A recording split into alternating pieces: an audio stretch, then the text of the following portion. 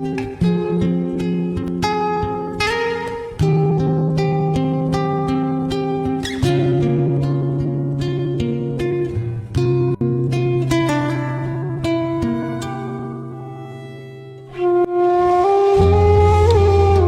Yakub yang sudah sadar jika dia harus merelakan Yusuf, akhirnya menemui Bani Israel, untuk mendengarkan cerita mereka sebenarnya apa yang telah terjadi di Mesir, sehingga mereka semua bisa ketahuan.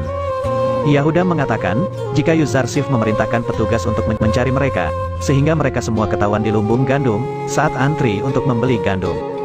Yakub pun mempertanyakan, sebenarnya apa yang diinginkan bendahara Mesir itu, sampai ingin bertemu dengan Bani Israel.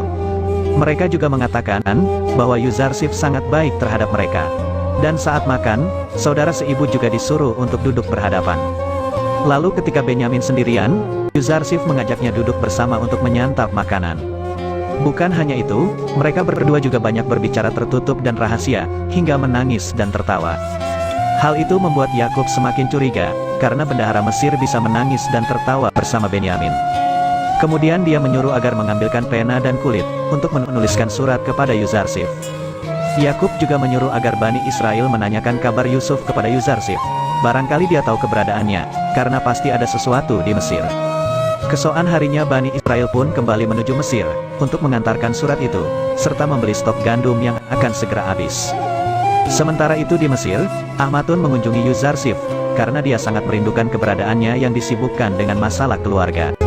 Awalnya sang ratu mengira, bahwa Yusuf disibukkan dengan persoalan Zulaikha. Ternyata Yusuf mengatakan, jika dia sedang mengurus masalah saudara-saudaranya yang akhirnya setelah 30 tahun lebih mereka dipertemukan oleh Allah.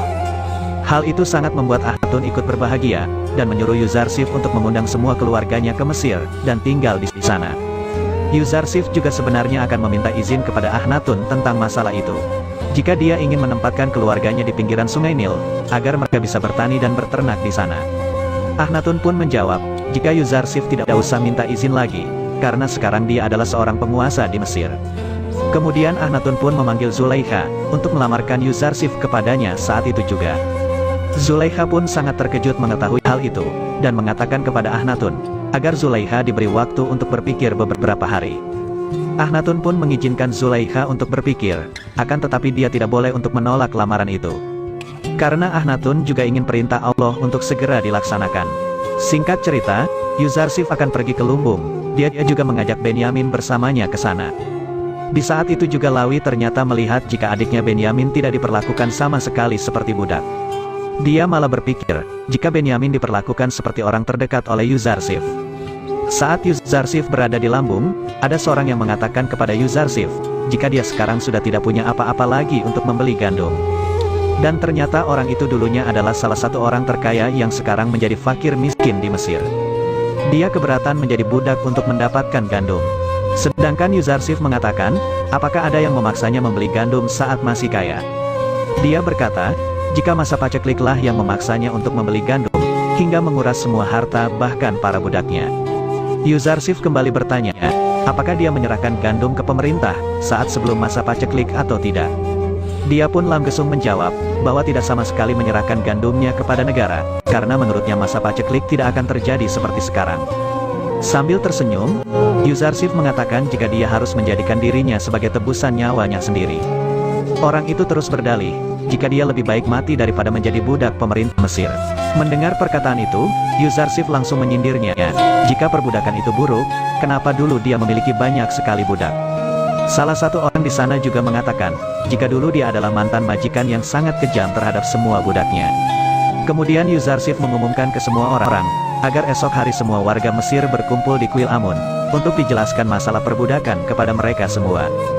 Kemudian Yuzarsif menjelaskan tentang status warga Mesir kepada Ahmatun, jika mereka semua memiliki bagian dari pemerintahan.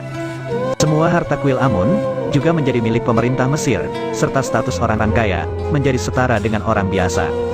Ahmatun pun sangat berterima kasih kepada Yuzarsif, karena telah membuat Mesir menjadi negara yang makmur. Serta dia juga melibatkan semua keputusan kepada Yuzarsif terhadap warga Mesir, agar bisa menjadi lebih baik lagi. Sementara itu, Malik mendatangi Zulaikha dan mengatakan, jika ini sudah memasuki hari ke-40 Zulaikha menyendiri dan berdoa kepada Allah. Dia juga menanyakan, Belum tibakah Zulaikha menerima permintaan yang telah diperintahkan oleh Allah saat itu. Keesokan harinya, Yusuf pun menuju ke kuil Amun, dan disambut oleh semua warga Mesir yang sudah menunggunya untuk menjelaskan apa yang dimaksud dia kemarin saat di lumbung. Saat Yuzarsif mulai berbicara, pertama dia menceritakan bahwa dahulu, dia membacakan sebuah buku kepada Putifar tentang masa depan Mesir. Di buku itu menyebutkan, jika akan ada perubahan besar di Mesir, jika orang kaya akan bergantian tempat dengan orang miskin, kaum bangsawan akan kehilangan istana dan budaknya, sementara para budak akan merdeka dan menentukan nasib mereka sendiri. Dan di hari itu tak ada lagi yang menyembah Amun. Mendengar hal itu, seluruh warga pun bersorak karena semua kejadian itu benar terjadi di Mesir saat ini.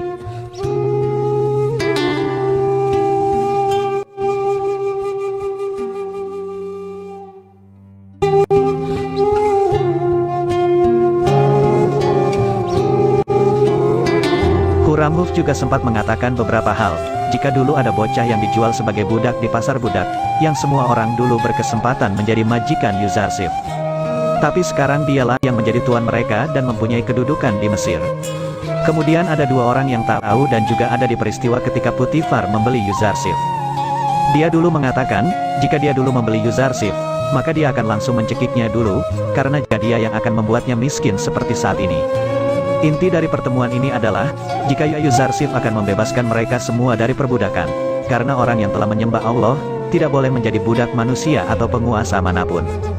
Dan mulai hari ini, semua warga Mesir, bisa mengambil bukti kemerdekaan mereka dan juga keluarganya masing-masing.